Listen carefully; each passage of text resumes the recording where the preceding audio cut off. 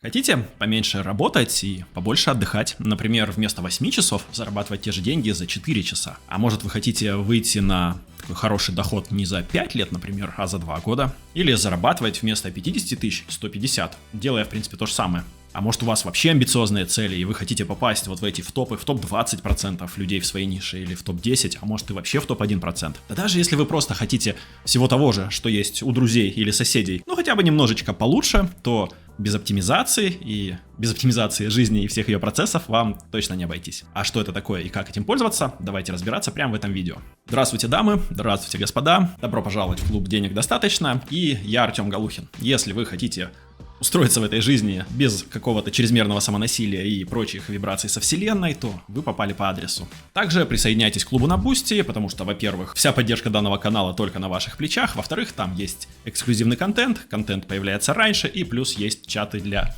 взаимодействия с единомышленниками. И кто не подписался, я не виноват, а сегодняшняя тема у нас «Как получать наибольший результат при вложении наименьших усилий». Видео довольно серьезное, возможно, местами сложное, довольно продолжительное, поэтому запаситесь чаечком с печеньками, а еще лучше даже запаситесь блокнотиком или хотя бы листочком с ручкой, чтобы какие-то инсайты отсюда записывать и, возможно, в будущей жизни, собственно, использовать, потому что как иначе это оптимизировать. Как обычно, в конце видео конкурс, поэтому смотрим до конца. Итак, начнем с базы. Что такое оптимизация? Оптимизация — это когда мы с вами что-то делаем проще, легче или эффективнее, чем обычно, прикладывая, например, те же усилия. Если вы играли в игры, в РПГ конкретно на компьютере, там бывают такие способности или бонусы типа бустов. Когда вы, например, бустите опыт, и ваш персонаж за каждое действие получает больше опыта. Или бустите деньги, и каждый раз из монстрика на вас выпадает чуть-чуть больше денег. Иными словами, оптимизация — это и есть вот этот самый игровой буст. Только уже в реальной жизни, ну и для нас с вами. Разумеется, не все прям действия в жизни стоит вообще, имеет смысл оптимизировать. Есть обычные вещи какие-то, вроде чистки зубов, хотя тут тоже можно оптимизировать, или завязывание шнурков. Ну, повседневные всякие темы, можно их не оптимизировать, вам сильно горячо-холодно от этого не станет. Но есть вещи гораздо более сложные, типа заработать миллион, выучить новый язык, поменять профессию или освоить какую-то профессию. И такие вещи без должной оптимизации и планирования, во-первых, могут выжрать очень много ресурсов, а во-вторых, могут и вообще не свершиться, и в демотивацию только ввести вас. Почему часто именно так получается? Да все просто, нам прибежала в голову какая-то мысль, мы немедленно начали бегать, суетиться, пытаться как-то это ее исполнить. В итоге не понимаем, что делать, можем впасть в ступор, ну или потратить много сил, не получив результата, а стоило бы делать немножко иначе. В идеале процесс выглядит примерно так. Вначале у нас появляется либо желание, либо необходимость иногда. Потом мы превращаем его в цель. После этого переходим к планированию, как эту цель разбить на маленькие кусочки, называемые задачками, да, и как достигнуть ее в итоге. А после этого переходим к самому важному, собственно, к действию. В идеале, на самом деле, дальше есть еще один шаг, который часто очень все люди пропускают, а иногда даже не знают, что этим нужно заниматься. Есть еще такой шаг, как анализ. То есть, по идее, после того, как вы что-то сделали, хорошо бы это еще и проанализировать. Так вот, говоря про оптимизацию или буст жизни, можно это делать на каждом из этих процессов, и нужно делать это на каждом из этих процессов, и более того, сейчас мы по каждому из этих процессов пройдемся. Казалось бы, что тут можно такого оптимизировать или фильтровать в желаниях, ну и зачем вообще это делать? А на самом деле смысл довольно великий, потому что большую часть из желаний иной раз и делать бы не следовало, и хотеть их тратить на этот ресурс тоже смысла нету. Я говорю о желаниях, особенно таких типа купить ламбу или жить на Манхэттене, уехать. Тут что надо понимать? Во-первых, часть этих желаний вообще неизвестно, откуда у нас в голове взялись, и они могли быть даже не нашими собственными, они продиктованы какими-то маркетологами, рекламой, мировым медиа. Второй тут очень важный поинт в том, что когда мы взрослеем, ну, кто-то, конечно, с детства, наверное, но обычно где-то после 30 нас догоняет ощущение, что жизнь, она довольно ограничена, ресурсы человеческие ограничены, и когда вы это понимаете, вот это вот большое количество каких-то хотелок, особенно мега-амбициозных, они вообще не складываются никак в одну картину, и становится понятно, что что-то из этого будет не выполнено просто. Тут же небольшое лирическое отступление про необходимость, как у нас, ну, в России, по крайней мере, да, я думаю, во всем мире принято считать, что свое жилье, ну, вот покупка квартиры, например, это какая-то прям жесткая необходимость, ну, или у многих это прям стойкое желание, хотя в некоторых ситуациях это может быть и вредно для кого-то, ну, например, кто не хочет привязываться на самом деле к месту, к одному.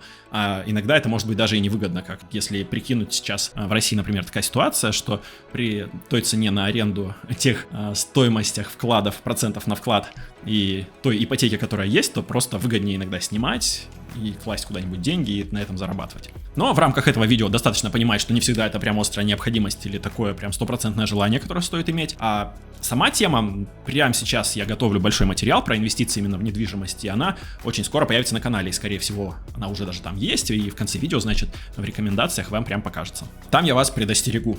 Ну, я расскажу на самом деле некоторые просто идейки касательно рынка недвижимости, понимая которые гораздо проще не ошибиться и не вбухать кучу денег непонятно куда, учитывая, какие цифры на этом рынке фигурируют. При этом бывает и наоборот, что те желания и необходимости, вот реально необходимости, которые должны быть включены у каждого просто в список задач на будущее, мы их просто пропускаем и не делаем. И я имею в виду, например, все, что связано со здоровьем, с саморазвитием, обучением, выстраиванием отношений с людьми.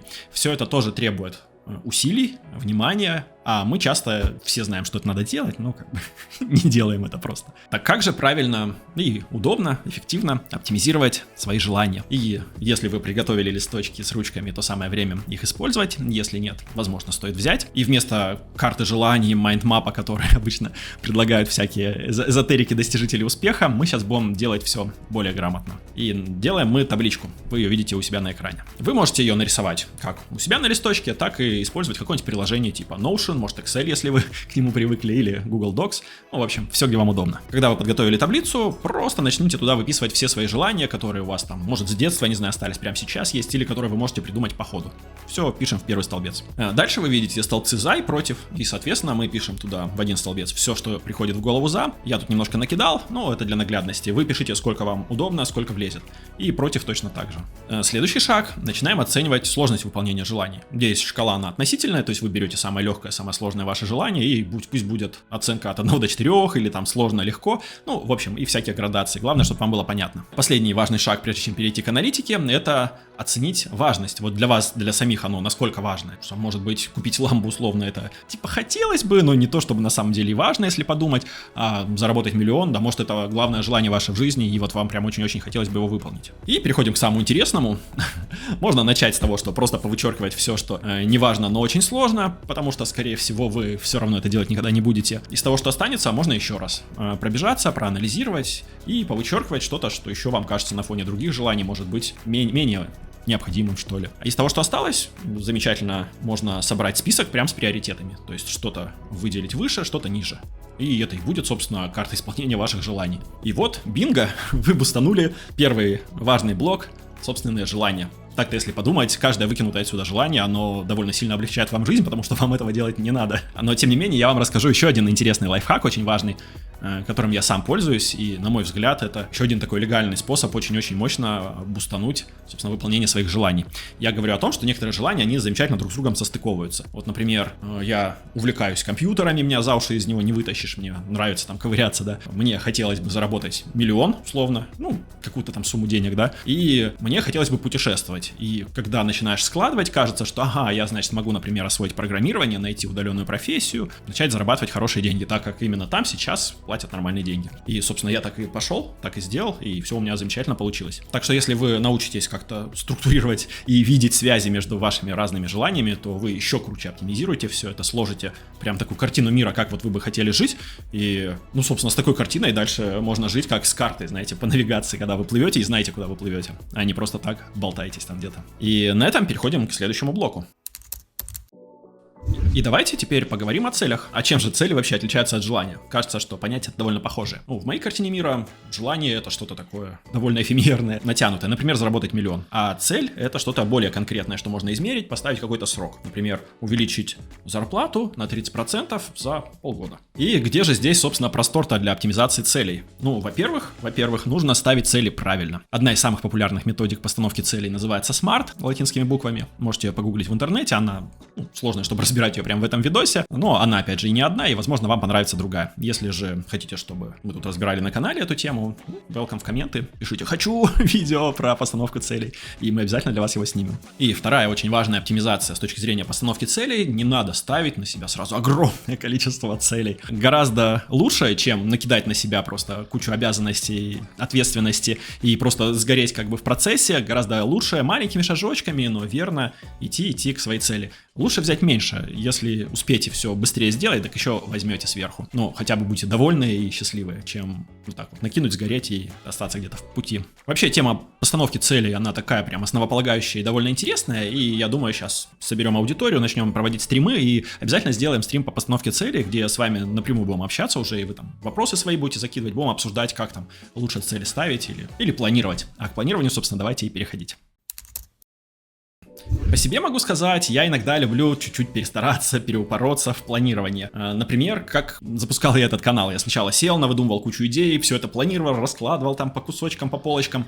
Хотя мог бы гораздо раньше на самом деле запустить и собирать уже и обратную связь, и аудиторию, и просмотры. И часто наш мозг приходит к такому, когда задача, которую вы перед собой ставите, она либо кажется очень сложной, либо вы боитесь, либо вы не понимаете вот прям как этого достигать. Мозг просто уходит в планирование, и вы начинаете бесконечно рисовать себе всякие схемки, ставить задачки. А чтобы таких проблем не было, давайте разбираться, что нужно сделать, чтобы оптимизировать планирование. И, во-первых, исходя из того, что я описал, не нужно слишком детально стараться все распланировать, а особенно глубоко вдаваться в какие-то планы на будущее, потому что железобетонно, как только вы там начнете делать и пройдете чуть-чуть за горизонт нормального планирования, скорее всего начнутся такие вещи, которых вы не предполагали, и все эти планы придется перекраивать, заново перепланировать, и просто в этом нет смысла. Следующий пунктик, он аналогичен тому, который я уже раскрывал в постановке целей. Не надо слишком много на себя набирать. Да, много задач, это тоже путь к выгоранию. Интересно, эта тема раскрывается, ходил я в трекинг в Гималайи, и там надо пройти довольно длинный промежуток, идешь ты постоянно в гору, и очень важно выбрать правильный темп, потому что стоит пойти слишком быстро, ты ловишь горняшку, и тебе очень-очень сложно становится идти. Там, в принципе-то, в моменте идти сложно, поэтому видишь, как другие идут, и сам тоже начинаешь идти маленькими, самыми, возможно, маленькими шажочками, выбирая даже траекторию, то есть если по лестнице есть более короткий путь, вот более легкий, вернее, даже не более короткий, вот по нему идешь. И желательно точно так же идти и по жизни, вот решая задачки, когда потихоньку, помаленьку, но верно. И третья тут рекомендация по оптимизации: немножко радуйте себя, как-то разбавляйте сложные задачи, большие, типа искать повышение, чтобы заработать миллион, изучение новых там профессий, осваивание еще чего-то, выход на новые рынки, осваивание языка. Накидывайте туда чего-нибудь простенького, что можно пойти, сделать быстрее, замотивироваться, получить тут же отдачу, ну и чувствовать, что вы к чему-то все-таки движетесь. Например, обновите резюме, если оно у вас где-то лежит, сделайте новые фотографии красивые, порадуйтесь, что вы красавчик и все у вас в жизни замечательно. Да, опять же повторюсь, это видео обзорное, глобально про все, поэтому про планирование будет видео и еще не одно. Подписывайтесь и не пропустите. И давайте дальше переходить к действиям. Итак, мы с вами уже отрезали львиную долю всяких желаний и хотелок, которые решили, что не будем выполнять, сэкономили этим огромное количество усилий потенциальных, поставили правильно цели, спланировали все это, на чем еще очень много всего сэкономили и в будущем сэкономим. И самое время переходить к действиям. Тут интересная очень почва для оптимизации, тем более, что действие — это вот прям прикладной процесс, и здесь и сейчас, каждый день мы его делаем. И пойдем давайте от простого к более сложному. И первая оптимизация — делать действия оптом. Это оптимизацию еще часто называют, чтобы 2 раза не вставать. Пример: вы пошли в магазин и купили сразу много покупок, вместо того, чтобы несколько раз ходить в магазин, и еще замечательно со списком, если идти, вы еще и не думаете, что надо покупать. Или когда приезжаете на заправку, заправляйте полный бак, а не 2 литра, чтобы доехать до куда-то, и вам нужно заезжать каждый раз снова на заправку. Ну или, например, электронную почту проверяете, вместо того, чтобы ответить на одно последнее сообщение, можно ответить на все скопившиеся и как бы не заходить лишний раз в почту. Еще интересный метод оптимизации, например, слушать что-то полезное, получать знания, когда вы там на пробежке находитесь или в транспорте едете на работу. Часто нам кажется, что эта оптимизация, она не такая сильная, типа зачем как бы это делать. Но если просто прикинуть в голове, даже один элементарный поход в магазин, если особенно это какой-то гипермаркет, это уже там часа полтора времени, несколько раз в неделю туда сходить, считайте, вот ваш выходной потерян, ну целый день буквально. Лично от меня еще один такой лайфхак интересный: попробуйте, ну если хотите много о себе нового узнать, записывать, куда вы тратите свое время. Вот прям в течение дня там потратил 15 минут туда, 15 минут сюда. Или как вариант хотя бы в телефоне включить, наверное, во всех телефонах сейчас есть функция учета экранного времени, и он вам в конце недели будет подсказывать, куда и сколько вы потратили. Если хотите ужаснуться, включите. Оно того, наверное, будет стоить в итоге. Вторая оптимизация, как ни странно, это не делать дела вообще. Я тут говорю о таких делах, которые, знаете, еще мозг часто подсовывает вместо полезных, типа там посерчить в интернете, посмотреть видосик на ютубе и Кажется, что ты вроде много-много дел делаешь, но эти дела вообще тебя ни туда, ни сюда не двигают, а то еще и разрушительно на тебя могут влиять. Там, сходить бухать, например, вот замечательное дело. Я тут не призываю ни в коем случае отказаться от всех радостей жизни и превратить свою жизнь в тоску с достижением бесконечных каких-то там успешных успехов. Но иногда, если хотите чего-то там достигать, то от чего-то из этого придется отказаться. Ну, или хотя бы сократить. Забавно из таких дел, часто то, что я встречал, это, типа, когда люди бизнес организовывают, они там сначала визитки себе начинают заказывать, там, всякие такие приколы, а это, типа, продаж не делает, и бизнес от этого вперед не двигается. Оптимизация номер 3. Если уж что-то делаете, то делайте это эффективно. Я, например, с такой оптимизацией затащил всю школу на 4-5, потому что, ну, как-то привык на уроке внимательно слушать учителя и понимать, что он мне объясняет. Как результат, я вообще дома не перечитывал ни лекции там в учебниках, ни свои материалы. Если какая-то домашка была, которую не пропустить, я ее делал довольно быстро, часть вообще списывал. Тем не менее, как бы отучился довольно эффективно. Если подумать, сколько времени мне сэкономила такая оптимизация, то просто, диву даешься. Сколько вечеров я провел, гуляя на улице, вместо того, чтобы рассиживаться дома и заниматься уроками. По-простому, смысл в том, что если уж вы что-то делаете, то надо сосредоточиться и хорошенько вложиться просто в это действие. Но главное не перестараться. И тут мы переходим к следующей оптимизации. Познайте, что такое закон Парето. Есть такой типа закон, что 20% усилий приносит 80% результата, или в условном бизнесе 20% клиентов приносят 80% прибыли. Да, это не закон, это такое просто упрощение некоторое, но в усредненном виде в большинстве ситуаций оно реально работает. Еще одна интерпретация похожего правила — это делать столько, сколько необходимо и достаточно. Особенно актуальна эта тема для перфекционистов, которые будут бесконечно делать что-то, пока не достигнут идеала. А так как идеал, он недостижим, и вся наша жизнь, она уже не идеальна по определению, то эти ребята спать спокойно никогда не будут, потому что спать спокойно не смогут, пока не сделают идеально. И если вы сможете вот понимать, как применять этот принцип, закон Парето в вашей жизни, то ваша жизнь прям заметно улучшится и очень сильно оптимизируется. И если вам кажется, что как бы вопреки предыдущему пункту я тут вас призываю делать что-то на отвали, типа спустя рукава, то нет, это не так. На самом деле в большинстве ситуаций, ну вообще где вы качественный сервис, да, видели, как бы, дай бог, если бы на 20% кто-то бы еще старался, а то, что требует там заказчик условный в большинстве случаев или работодатель ваш, вот эти вот ваши 20% усилий, они будут закрывать все его потребности. А сделайте 30, так вы еще станете лидером рынка, как бы лучшими в своей индустрии, и вас будут там на руках носить. При этом, да, разумеется, можно дать и 50, и даже в теории там что-то близкое к 100%, но это, знаете, как разница между хорошей акустикой, которая стоит много, и топ хай-энд акустикой, которая стоит прям нереально сильно больше, там в десятки раз, а разницу в звуке услышат только супер там какие-то меломаны, и она вроде бы этого не стоит. Но это вот есть вот эта разница между 20% там и 80%. Можно это сделать, но придется положить на это всю жизнь, от всего отказаться и заниматься только тем, чем вы занимаетесь. Вдогонку к закону Парето, я, например, в своей жизни люблю использовать 6-й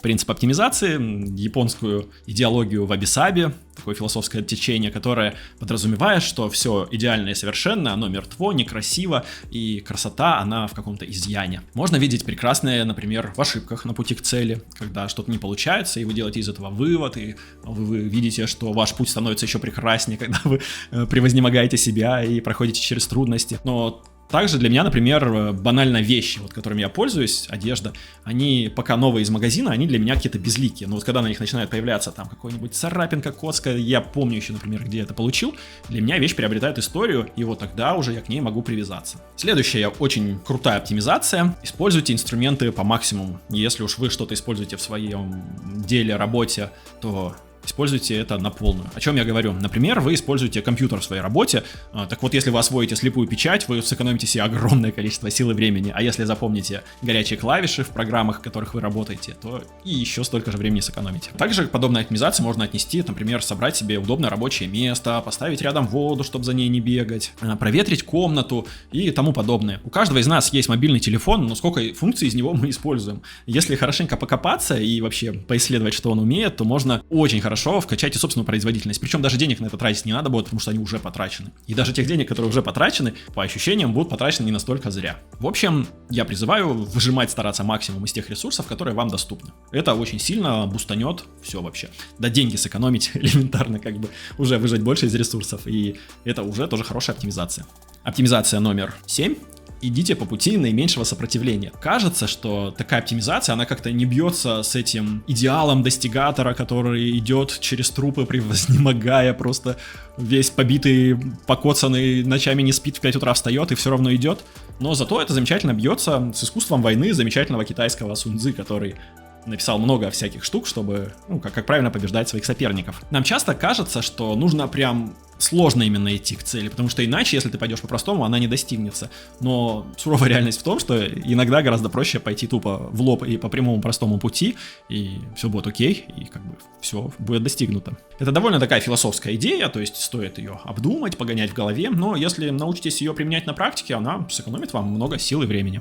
Следующая оптимизация. Если уж что-то делать, то стараться делать это сосредоточенно. Я тут имею в виду, что когда ты начинаешь делать какую-то большую задачу, а потом начинаешь отвлекаться на переключение песенок там на заднем фоне, или сбегать чайничек поставить, съесть печеньку, или в мессенджере кто-то написал, начинаете туда отвечать, то вы тратите не только время, которое непосредственно потратили на вот это отвлечение, но вы и выключаетесь из задачи. И каждый раз на вот это вот выключиться и включиться обратно, оно тоже время тратится.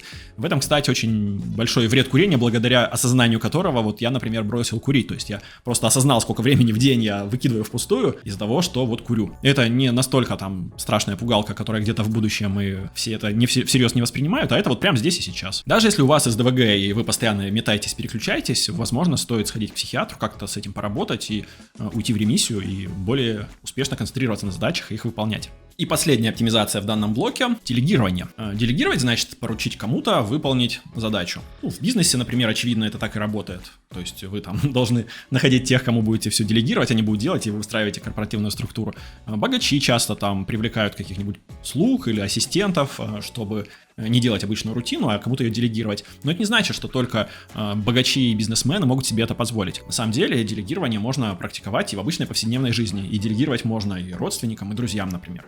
Вы решили устроить вечеринку, и не обязательно все делать самому, как бы. Вы можете кого-то попросить купить продукты, кого-то собрать плейлист, кого-то подготовить помещение, думаю, вы поняли. Еще как делегирование можно рассматривать, когда вы привлекаете специалиста, чтобы он пришел и решил какую-то задачу. Я имею в виду, например, починить кран. И в теории вы сами умеете чинить кран, но либо вы хотите сэкономить время, либо вы хотите сэкономить деньги, если стоимость вашего часа работы, она, например, дороже, чем стоимость часа работы сантехника, и вы, собственно, приглашаете мастера, он решает вашу задачу.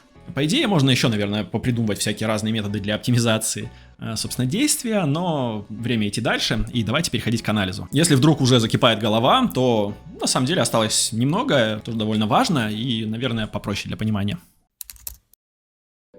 Итак, анализ. К сожалению, этим этапом большая часть людей пренебрегают. Я даже имею в виду не только обычных там работяг, условных нас с вами, а даже бизнесы у себя не часто-то аналитику проводят. Каким-то небольшим бизнесом не до этого, а большим часто проще деньгами закидать проблему, чем что-то анализировать. Но при этом есть такие отрасли, как, например, авиационная отрасль, где какая-то даже небольшая ошибочка часто может стоить, не часто, но иногда, да, когда случаются какие-нибудь катастрофы, может стоить сотням людей жизней. И когда что-то такое случается, там вот реально на международном уровне каждый такую проблемку разбирают, анализируют, чтобы не допускать в будущем, и создают новые правила на основании этого. Или айтишная отрасль, где ценник очень высокий, специалисты дорогие, и ценой ошибки может там стать сервис, который ляжет на день, и будет огромный убыток какой-то в результате. Там тоже аналитику очень часто используют. Так вот, к чему это я? К тому, что здесь тоже есть простор для оптимизации. Во-первых, если привить себе привычку, в принципе, анализировать результаты, то очень много интересного можно узнать. Как, когда у вас что-то получается, и вы это анализируете, например, почему получилось, вы можете это повторить осознанно, и снова у вас получится.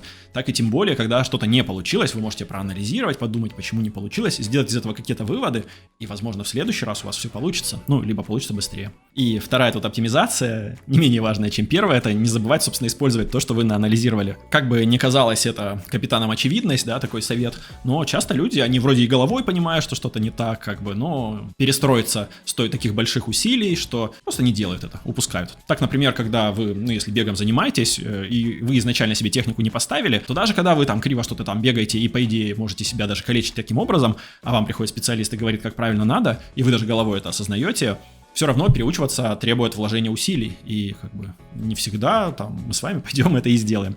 Или есть люди, которые в бизнес какой-нибудь влезают и не могут никак там заработать, и долбятся головой в одну стену, и вроде как-то анализируют, и оно не получается, и надо бы там использовать, прекратить или там что-то поменять, но все равно долбятся дальше. И, я такие примеры видел, скажем так, поэтому и призываю, собственно, анализировать, чтобы эффективность повысить и оптимизировать собственную жизнь. И давайте переходить к выводам, как это все использовать в своей жизни. Для начала я рекомендую собрать какой-то список этих оптимизаций, которые вам, например, понравились или запомнились, просто их выписать, чтобы потенциально в жизни использовать. И второй тут совет, опять же, помнить о том, что не надо на себя сразу много накидывать и применять их по одной. То есть взяли оптимизацию, погоняли, попробовали, понравилось, как бы вы ее к себе в привычку заберете, оно так получится. Не понравилось, попробуйте другую, и так потихоньку соберете уже на практике реализованный вот такой пул оптимизации, а дальше вы просто привыкнете вот так вот эффективно жить условно и, собственно, с ужасом будете вспоминать, какие были те времена, когда вы еще этого не знали и не практиковали. И вот, наконец-то, пришло самое главное время конкурса. Полные условия в закрепленном комментарии, обязательно прочитайте. Задача сегодня написать в комментарии о том, как вы оптимизировали жизнь, какие, может быть, хитрости придумали. Будет вообще круто, если в видосе я об этом не сказал. Или, может, о том, о чем я сказал. Если вы уже использовали, уже это практикуете, расскажите о своем опыте. Самые интересные комменты мы обязательно отметим. На стриме разыграем подписки на Boosty. Собственно, наш приз. Месячная подписка на 2-й уровень Boosty. Чтобы не ждать розыгрыша, забегайте прямо сейчас в Boosty, поддерживайте нас монетой. Там можно как донат занести, так и подписаться, вступить в клуб. Кто не подписался, я не виноват. И говорят, что Илон Маск такой богатый, потому что когда он досматривает видео до конца, он обязательно поддерживает авторов и пишет какой-нибудь бодрящий комментарий, или хотя бы лайк доставит, и на канал подписывается. И чтобы не уходить с марафона крутых полезных видосов, вот вам рекомендации. И с вами был Артем Галухин и клуб «Денег достаточно». Пока-пока.